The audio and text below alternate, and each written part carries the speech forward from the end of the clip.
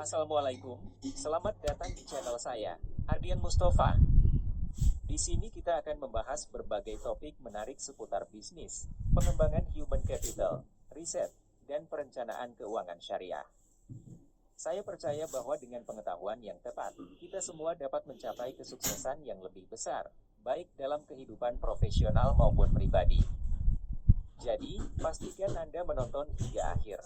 Dan jangan lupa untuk subscribe agar tidak ketinggalan konten-konten bermanfaat lainnya. Pada hari ini, kita akan membahas materi perencanaan keuangan dengan judul konsep perencanaan keuangan. 1. Definisi perencanaan keuangan. Perencanaan keuangan menurut adalah proses mencapai tujuan hidup seseorang melalui manajemen keuangan secara terintegrasi dan terencana.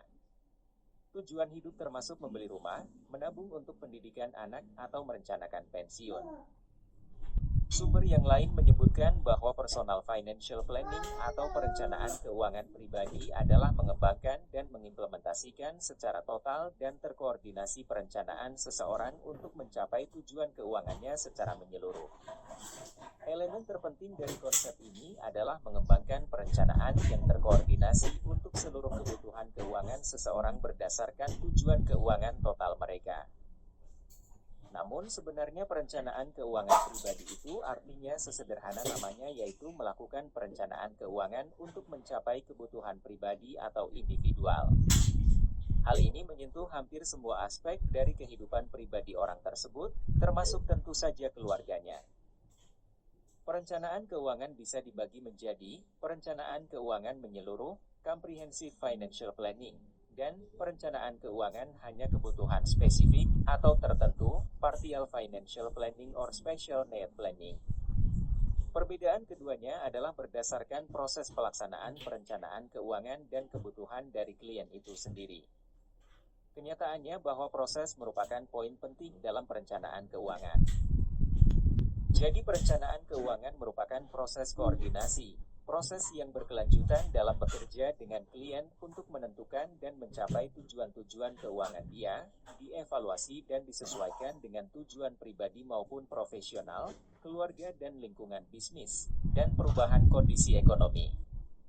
Perlu digarisbawahi bahwa walaupun perencanaan keuangan itu dibagi dalam beberapa langkah proses, perencanaan keuangan sebaiknya dilihat sebagai proses manajemen keuangan individu yang berkelanjutan, terkoordinasi, dan terintegrasi. Apapun penggunaan dari kedua jenis perencanaan ini, apakah perencanaan keuangan menyeluruh atau perencanaan yang lebih berfokus pada satu atau dua kebutuhan saja, perencanaan keuangan parsial, semua ini ditentukan oleh tujuan keuangan dan pribadi dari klien tersebut. Sesuai namanya, perencanaan keuangan menyeluruh mencakup semua kebutuhan keuangan seseorang, termasuk manajemen risiko, investasi, pajak, pensiun, pendidikan anak, dan perencanaan distribusi harta. Sedangkan perencanaan keuangan, special need, adalah kebalikannya, di mana perencanaan tersebut terfokus hanya pada satu kebutuhan, misalnya kebutuhan perencanaan pendidikan anak di perguruan tinggi, merencanakan membeli rumah, akan menunjang orang tua yang sudah uzur, dan sebagainya. Namun, hal penting yang perlu diperhatikan adalah walaupun mungkin perencana keuangan tersebut hanya membantu klien untuk merencanakan suatu kebutuhan yang spesifik, misalnya merencanakan membeli rumah, klien sebaiknya memperhatikan gambaran besar dari keseluruhan perencanaan keuangannya sebelum melakukan implementasi dari perencanaan kebutuhan spesifik klien tersebut. Pada kenyataannya, sangat sering terjadi perencanaan keuangan parsial akhirnya menjadi titik awal untuk melakukan perencanaan keuangan menyeluruh. Faktor utama dalam menentukan apa yang harus dilakukan dan bagaimana melakukan perencanaan keuangan adalah tujuan individu klien itu sendiri. Intinya, perencanaan keuangan adalah bagaimana menolong orang untuk memprioritaskan dan mencapai tujuan keuangan pribadi mereka. 2. Perencanaan keuangan sesuai siklus kehidupan. Melalui gambar siklus kehidupan ini, kita mengetahui tentang penting atau tidak pentingnya sebuah perencanaan keuangan dalam kehidupan kita. 1. Masa anak-anak. Siklus kehidupan selalu dimulai dengan kelahiran. Hal yang menakjubkan adalah fakta bahwa pada detik kita dilahirkan atau bahkan sebelumnya, orang tua telah merencanakan banyak sekali hal untuk si kecil. Dan ini dimulai dari hal yang paling kecil seperti kebutuhan sandang dan pangan sampai dengan perencanaan pendidikannya beberapa tahun ke depan. Kenapa hal ini terjadi? Hal ini disebabkan anak-anak masih bergantung sepenuhnya kepada orang tua asuh atau badan sosial apabila orang tua dan keluarga sudah tidak ada. Kita semua pernah melewati masa anak-anak, dan kita dapat membayangkan apa yang akan terjadi apabila kita memiliki orang tua yang tidak pernah merencanakan kebutuhan-kebutuhan kita seperti pendidikan, atau mereka tidak merencanakan untuk hal-hal yang tidak diduga atau diinginkan sehingga anak-anak tidak dapat sekolah. 2. Masa lajang. Ini merupakan tahap awal di mana kita mulai melepas ketergantungan kita dari orang tua dalam bidang finansial. Oleh karena itu, perencanaan keuangan dirasakan penting pada tahap kehidupan ini. Hal-hal penting dalam tahap ini adalah kebutuhan jangka pendek seperti menikah dan membeli rumah. Ini merupakan kebutuhan penentuan, satu tahap di mana persiapan satu lembaran baru pada kehidupan kita akan dimulai. Keluarga baru milik kita sendiri dibentuk. Selain daripada persiapan pernikahan, kita juga mempunyai tanggung jawab kepada keluarga, mungkin dalam bentuk tanggungan terhadap orang tua maupun adik.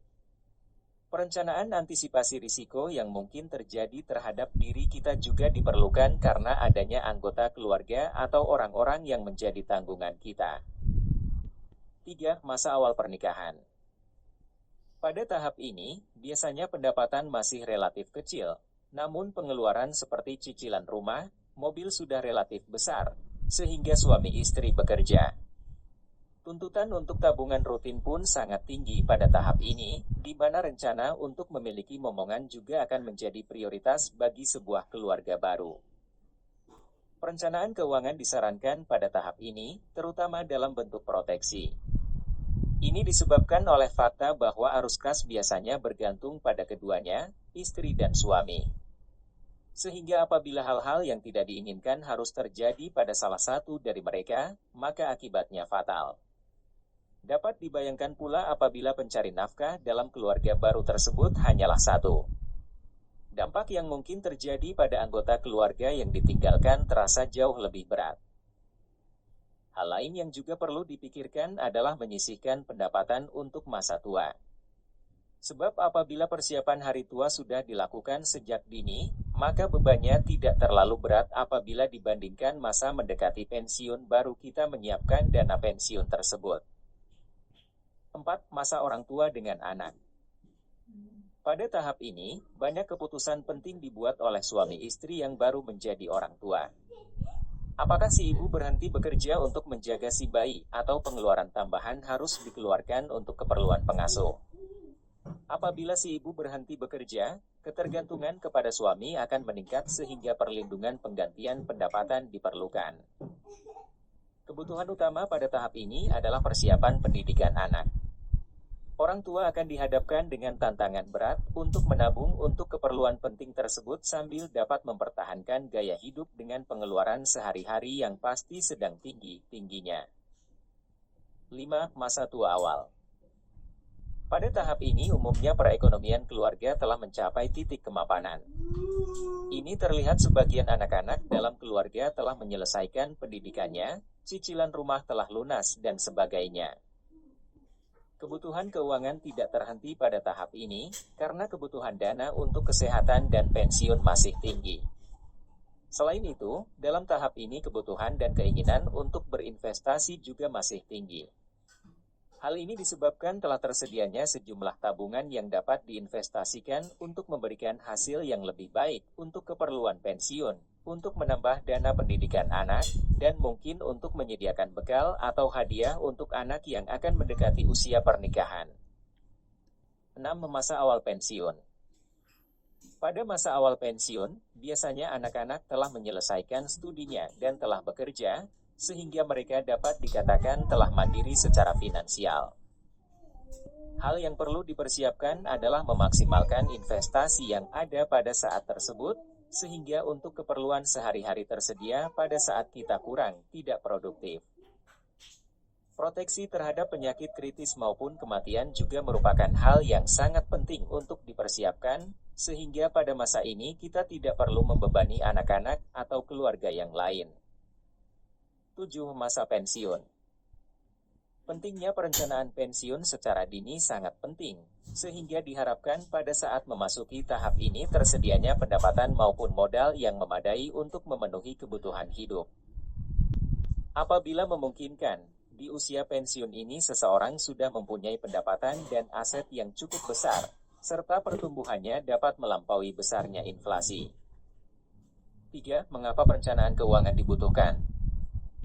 Sebenarnya, perencanaan keuangan itu bisa sederhana pada awalnya karena perencanaan keuangan mengatur situasi keuangan kita sendiri, berarti hampir setiap orang bisa menggunakan prinsip dasar perencanaan keuangan.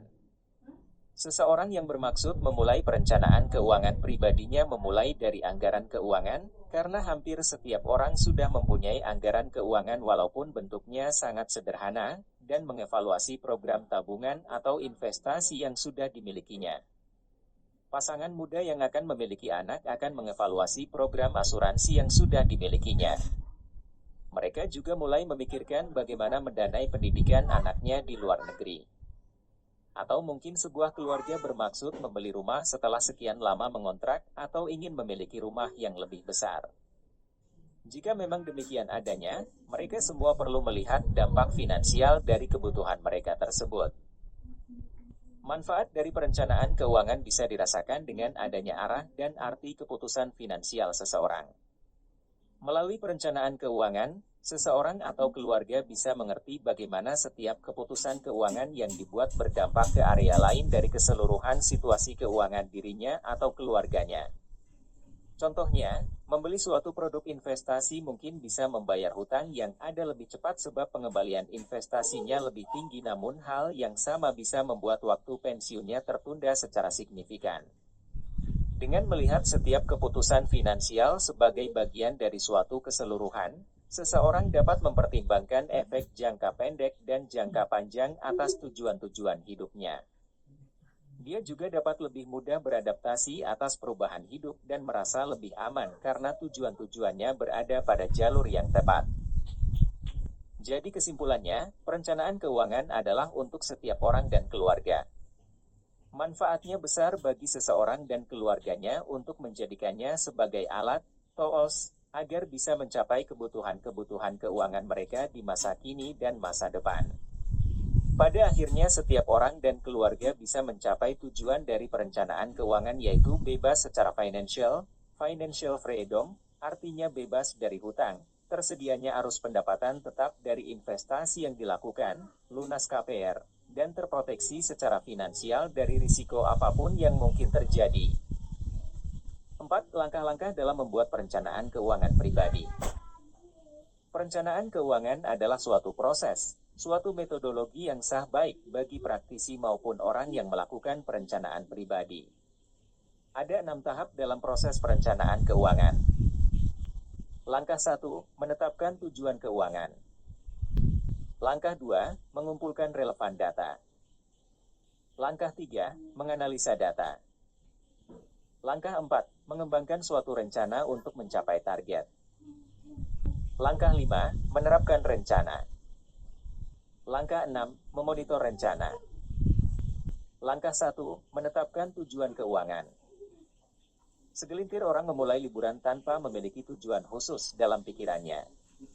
Sebaliknya, berjuta-juta orang membuat keputusan keuangan yang cukup besar tanpa tujuan keuangan yang khusus.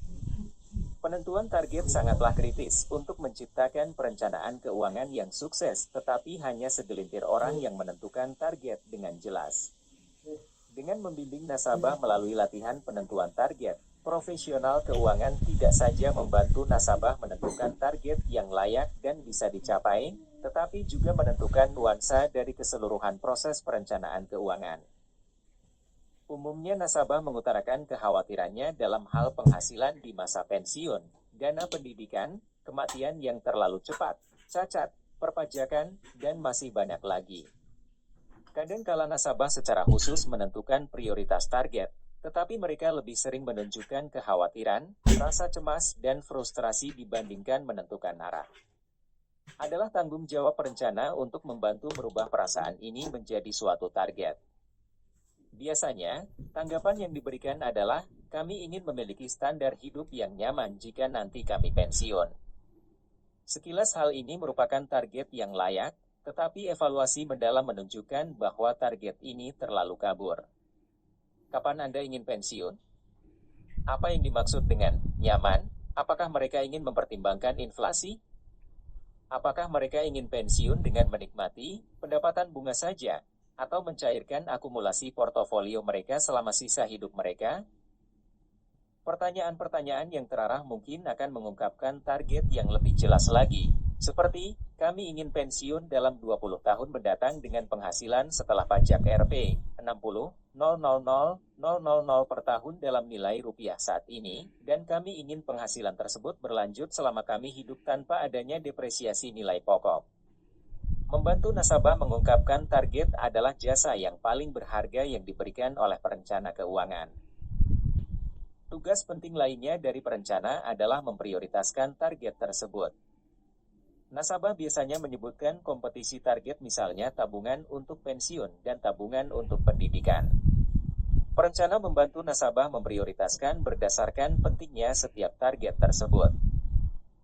Langkah 2, mengumpulkan relevan data.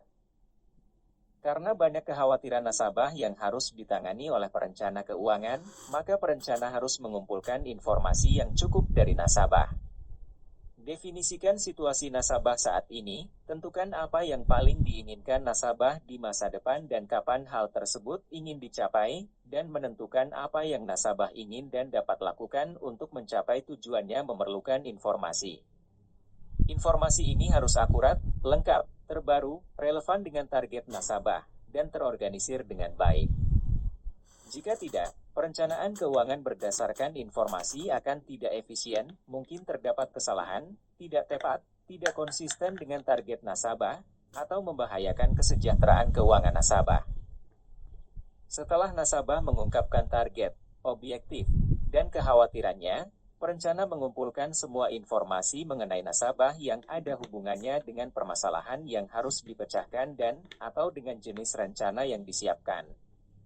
Semakin rumit situasi nasabah dan semakin beragam jumlah targetnya, semakin banyak informasi yang harus dikumpulkan.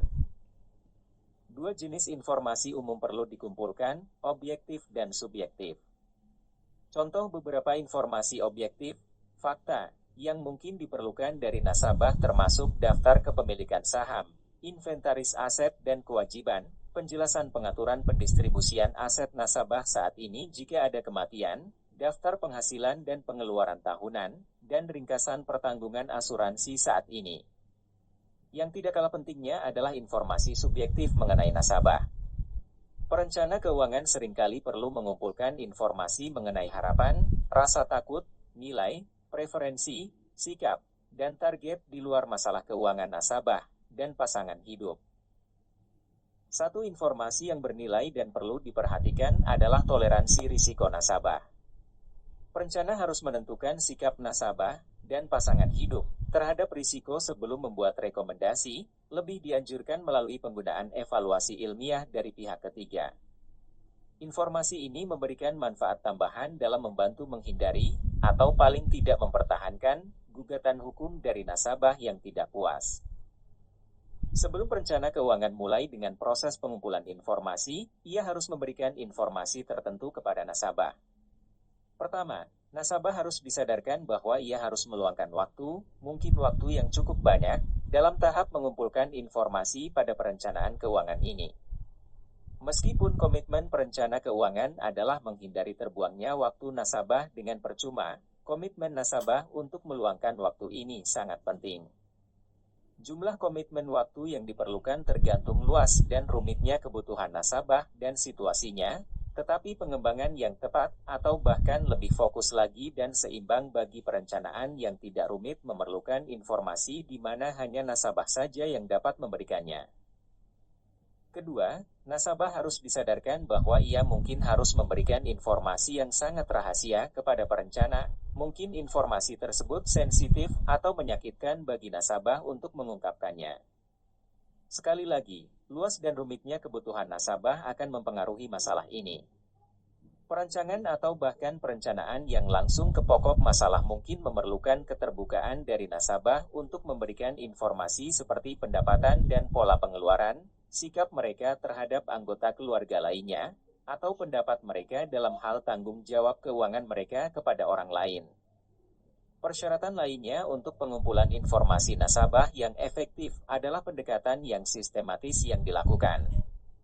Meskipun ada banyak kemungkinan cara sistematis dalam mengumpulkan informasi, salah satu cara yang dianggap oleh para perencana keuangan sangat berguna adalah menggunakan formulir pencarian fakta, fact finder, yang terstruktur. Beberapa formulir pencarian fakta ini hanyalah terdiri dari beberapa lembar saja dan menanyakan informasi dasar. Sedangkan formulir lainnya berupa buku tebal yang mencari data rinci dari setiap aset dan jumlahnya. Kebanyakan formulir pencarian fakta ini dirancang untuk perangkat lunak perencanaan keuangan yang sangat spesifik guna memudahkan pemasukan data. Bagi kebanyakan situasi nasabah, pencarian fakta yang resmi memberikan lebih banyak informasi dari yang diperlukan. Bagian yang harus dilengkapi tergantung dari bidang tertentu yang ingin dibahas lebih lanjut di setiap perencanaan keuangan nasabah. Jelaslah, pengumpulan informasi lebih dari hanya sekedar mengajukan seri pertanyaan kepada nasabah atau pengisian formulir saja.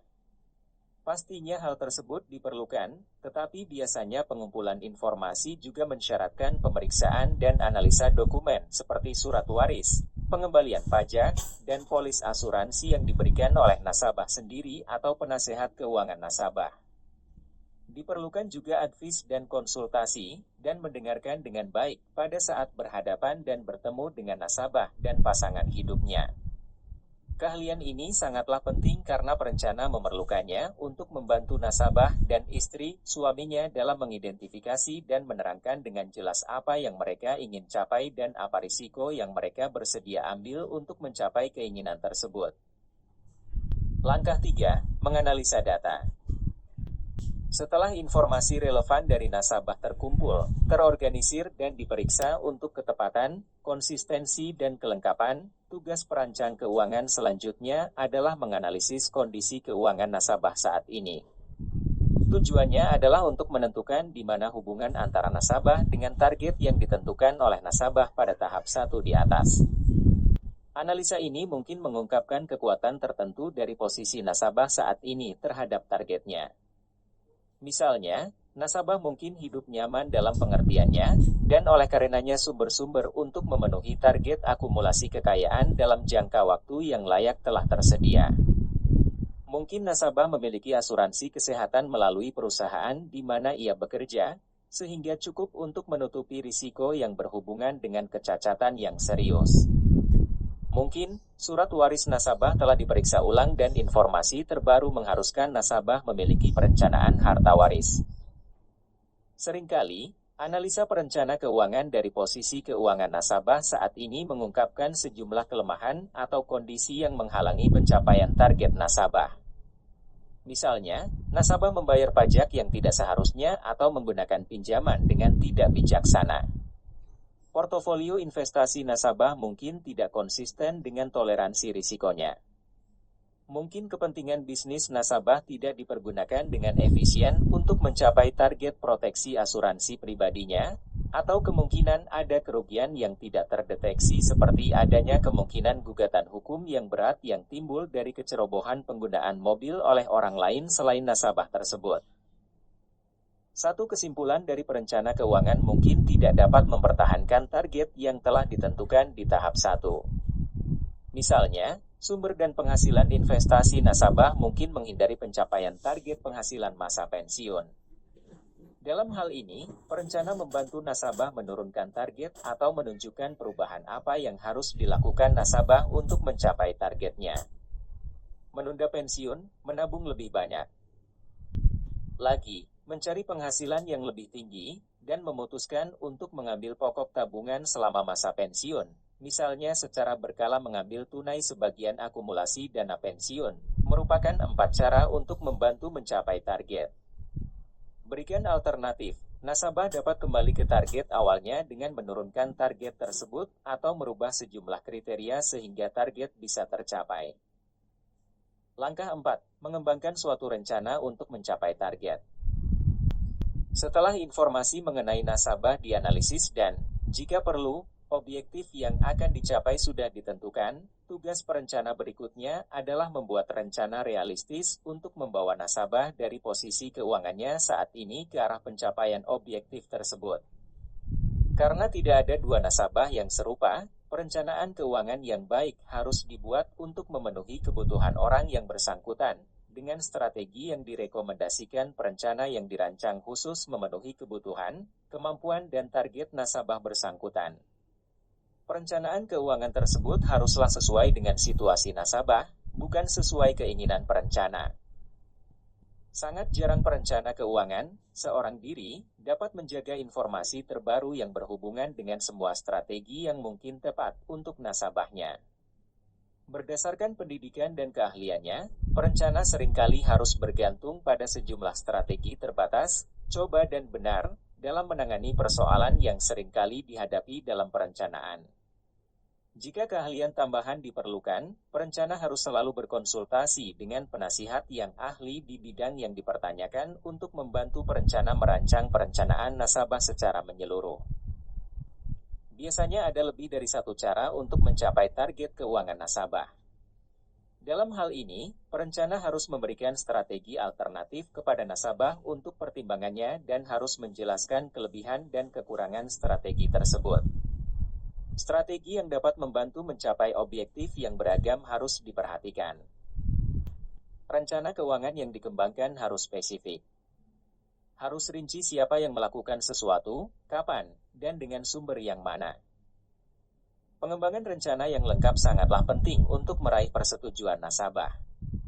Berikutnya, rencana tersebut bukan saja harus layak, tetapi juga harus dapat diterima nasabah.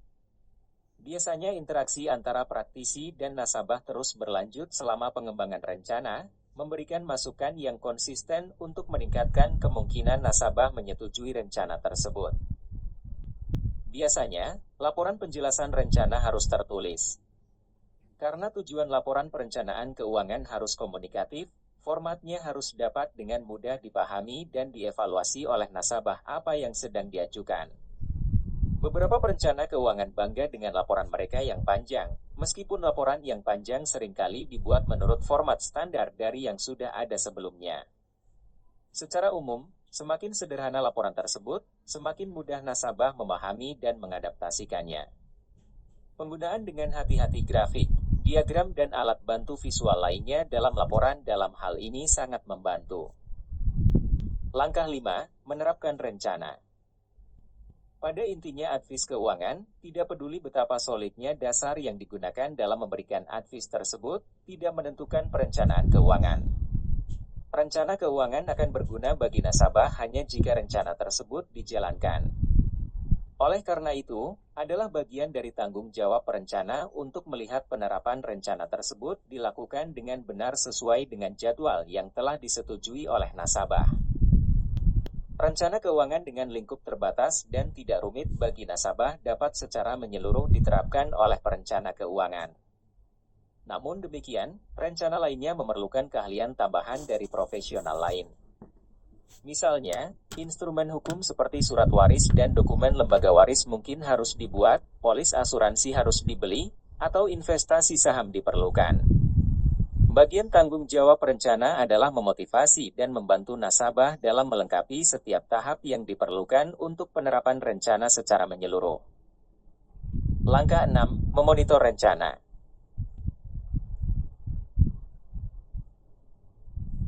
Hubungan antara perencana keuangan dan nasabah harus terus berlanjut. Oleh karena itu, tahap ke-6 yang merupakan tahap terakhir dalam proses perencanaan keuangan adalah memonitor rencana nasabah. Umumnya perencana bertemu dengan nasabah paling sedikit sekali dalam setahun untuk mengevaluasi rencana, atau lebih sering lagi bertemu jika keadaan mengharuskannya. Bagian pertama dari proses evaluasi harus melibatkan pengukuran kinerja alat implementasi. Kedua, informasi terbaru harus dijaga terutama yang berkenaan dengan perubahan situasi pribadi atau keuangan nasabah. Ketiga, perubahan yang terjadi dalam segi ekonomi, pajak, atau lingkungan keuangan harus dievaluasi dengan nasabah. Jika evaluasi berkala dari rencana tersebut menunjukkan kinerja yang memuaskan sehubungan dengan objektif dan situasi nasabah saat ini, tidak perlu ada tindakan yang dilakukan. Tetapi, jika kinerja tidak memuaskan atau jika ada perubahan berarti pada pribadi dan situasi keuangan nasabah atau pada objektif, perencana dan nasabah harus merubah rencana tersebut untuk menyesuaikan dengan situasi baru. Proses perubahan ini harus mengikuti 6 tahapan yang sama seperti pada saat mengembangkan rencana asli, meskipun waktu dan tenaga yang diperlukan tidak sebesar pada proses pengembangan rencana asli. 5. Konsep perencanaan keuangan yang lengkap. Terdapat 5 bidang terkait keuangan yang menjadi fokus dalam perencanaan keuangan. Kelima bidang tersebut adalah perencanaan investasi, perencanaan asuransi, perencanaan hari tua, perencanaan distribusi kekayaan, dan perencanaan pajak. Namun demikian, ada satu bidang keuangan yang menjadi kunci sukses sebuah perencanaan keuangan menyeluruh yaitu manajemen arus kas. Tanpa perencanaan manajemen arus kas yang baik dan teratur akan sangat sulit bagi kita untuk dapat merencanakan kelima bidang keuangan personal yang terlihat dalam diagram di bawah ini. 6. Profesi perencana keuangan.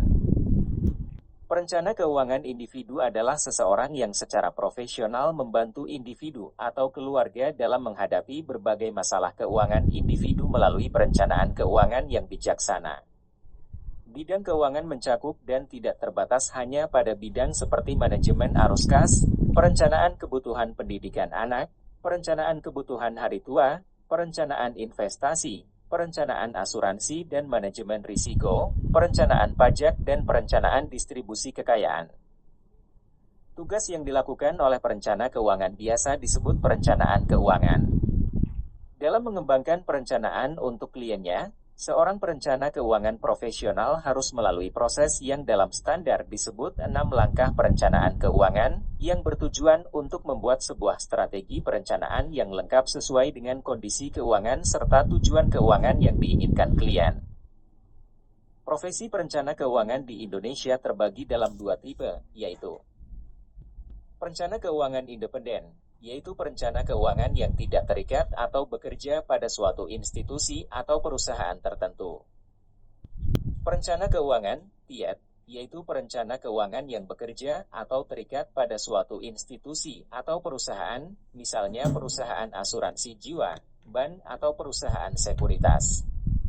Perencana keuangan, PIET, bekerja berdasarkan lisensi yang sesuai dengan cakupan jasanya yang dikeluarkan otoritas atau asosiasi.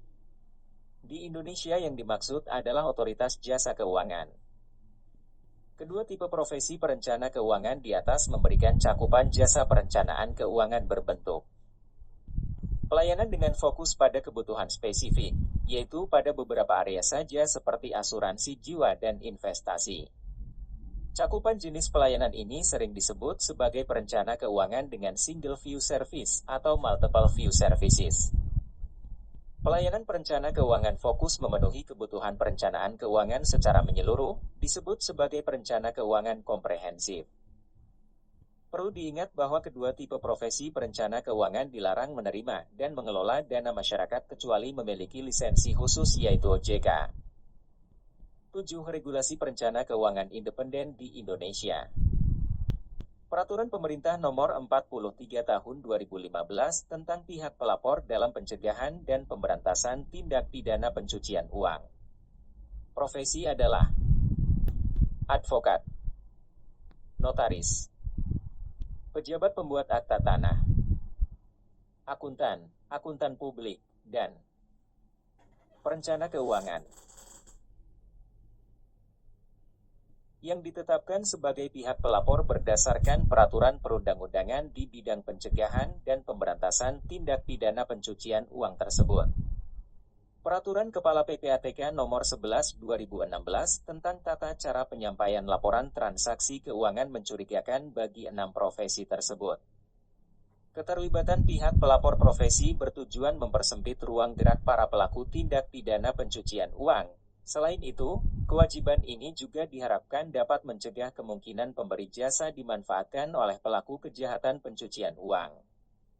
Adapun cara menyampaikan laporannya yakni melalui aplikasi khusus yang saat ini sedang dikembangkan. Aplikasi yang akan terintegrasi dengan lembaga penegak hukum tersebut akan menampung seluruh laporan yang berkaitan dengan transaksi keuangan mencurigakan. Peraturan PPATK tersebut ditujukan bagi perencana keuangan independen, sesuai dengan Peraturan PPATK No. 06 Tahun 2017 tentang penerapan prinsip kewajiban mengenali pengguna jasa bagi perencana keuangan. Selain terdaftar, perencana keuangan independen wajib memiliki nomor pendaftaran PPATK dan mengikuti pelatihan wajib. 8. Standar kompetensi perencana keuangan. Profil kompetensi perencana keuangan pribadi menggambarkan kompetensi yang sangat penting dalam menyampaikan perencanaan keuangan pribadi oleh para profesional dan mewakili pengetahuan, keahlian dan kemampuan di mana para profesional harus bisa melaksanakan proses 6 tahap perencanaan keuangan pribadi dengan efektif. Menurut Scottish Credit and Qualifications Framework, karakteristik umum yang menggambarkan kompetensi para profesional dalam memberikan jasa-jasa dan saran pada suatu bidang ilmu tertentu bisa dikategorikan ke dalam bidang yang lebih luas yaitu pengetahuan dan pemahaman, praktik, kognitif dan keahlian dalam angka, keahlian komunikasi, keahlian pekerjaan, pengetahuan dan pemahaman.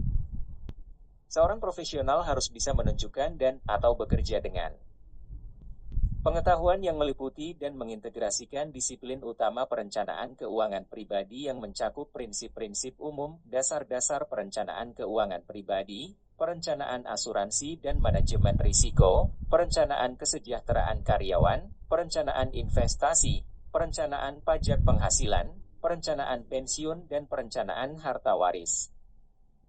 Suatu pemahaman yang kritis dari teori, prinsip dan konsep perencanaan keuangan pribadi dalam wawasan yang luas. Pemahaman mendalam di bidang-bidang yang dipilih oleh profesional sebagai spesialisasinya. Kesadaran dan komitmen untuk mengikuti perkembangan profesional secara terus-menerus dalam teknik dan tren yang baru muncul di bidang perencanaan keuangan pribadi. D. Keahlian praktik. Seorang profesional harus mampu menerapkan pengetahuan dan pemahaman yang didapatnya melalui praktik ketika menggunakan proses perencanaan keuangan pribadi pada saat memberi saran kepada para klien. Hal ini meliputi menerapkan keahlian dan kemampuan umum maupun khusus seperti yang didefinisikan oleh kompetensi perencana keuangan pribadi ketika terlibat dengan klien dalam bidang perencanaan keuangan pribadi. Mengikuti program-program perangkat lunak, teknik dan praktik mengenai perencanaan keuangan pribadi baik secara umum maupun khusus untuk membantu memberikan solusi kepada para klien. Melaksanakan penelitian dan pemantauan yang cukup akan produk-produk dan jasa-jasa yang direkomendasikan ke klien atau yang digunakan oleh perusahaan profesional untuk memformulasikan berbagai rekomendasi. Mengembangkan kreativitas, solusi praktis dan strategis untuk para klien dengan menyatukan disiplin ilmu keuangan yang luas dengan kebutuhan klien, seringkali dalam situasi yang rumit atau tidak pasti. C. Keahlian kognitif dan angka. Seorang profesional harus mampu menerapkan keahlian kognitif dan angka ketika menggunakan proses perencanaan keuangan pribadi pada saat memberi saran para klien. Hal ini meliputi menerapkan analisa, evaluasi dan kombinasi permasalahan yang berhubungan dengan kebutuhan dan tujuan-tujuan klien dalam bidang prinsip-prinsip umum, dasar-dasar perencanaan keuangan, perencanaan asuransi dan manajemen risiko, perencanaan kesejahteraan karyawan, perencanaan investasi, perencanaan pajak penghasilan, perencanaan pensiun dan perencanaan distribusi kekayaan. Mampu mengidentifikasi, mengonsep dan mendefinisikan kebutuhan-kebutuhan perencanaan keuangan pribadi klien, sikap yang berhubungan dengan uang dan tingkat komitmen pada proses perencanaan keuangan pribadi dan mengembangkan solusi-solusi atau rekomendasi-rekomendasi yang orisinal dan kreatif untuk memenuhi kebutuhan klien. Menangani keuangan dan permasalahan terkait yang rumit dan memberikan keputusan profesional jika tidak ada data atau informasi lengkap. Mengkaji, menyatukan dan meluaskan dengan kritis tingkat pengetahuan, keahlian, praktik dan pemikiran profesional itu sendiri dalam bidang perencanaan keuangan pribadi, hal-hal terkait. Mengenal dan bisa menggunakan berbagai program perangkat lunak grafik, angka keuangan dan menciptakan berbagai laporan keuangan, dan mempunyai kemampuan untuk meningkatkan pengetahuan akan perangkat lunak atau berbagai jenis laporan untuk kepentingan pelaporan klien dan praktik yang efektif. D. Keahlian berkomunikasi. Seorang profesional harus mampu berkomunikasi menggunakan metode-metode yang tepat kepada sekelompok klien perencanaan keuangan pribadi yang memiliki tingkat pengetahuan dan keahlian yang berbeda dalam perencanaan keuangan dan hal-hal yang terkait. Profesional lainnya yang bekerja dengan klien, misalnya akuntan, pengacara, dokter, DSB, banyak dari mereka adalah ahli di bidang yang mereka geluti yang mungkin telah mempunyai hubungan kerja dengan klien. Rekan dan mitra junior dan senior dalam bidang perencanaan keuangan pribadi dan profesi-profesi lain yang berhubungan.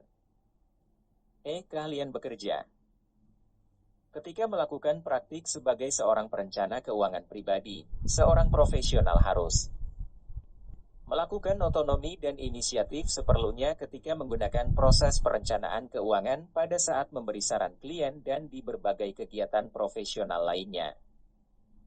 Mengemban tanggung jawab bagi pekerjaannya sendiri dan pekerjaan orang lainnya di bawah pengawasan profesional atau dengan orang-orang yang mana profesional telah dikontrak untuk memberikan jasa.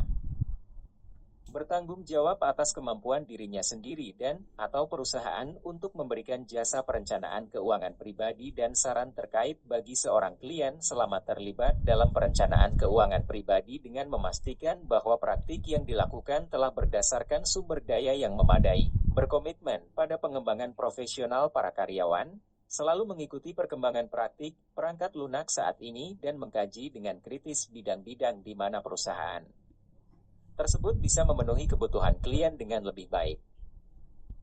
Berkomitmen untuk tunduk pada kode etik profesional dan standar-standar praktik profesional, dan bersedia untuk menangani berbagai situasi etika dan profesional yang rumit secara profesional yang bisa melibatkan profesional untuk membuat keputusan di bidang-bidang yang tidak dibicarakan oleh etika atau standar-standar praktik yang ada saat ini. Terima kasih sudah menonton video ini sampai selesai. Jika Anda merasa konten ini bermanfaat, jangan ragu untuk like, share, dan tinggalkan komentar di bawah. Saya sangat menghargai dukungan Anda. Jangan lupa juga untuk subscribe dan aktifkan lonceng notifikasinya agar Anda selalu mendapatkan update video terbaru dari saya. Sampai jumpa di video berikutnya, semoga ilmu yang kita bagikan hari ini membawa manfaat dan keberkahan. Wassalamualaikum warahmatullahi wabarakatuh.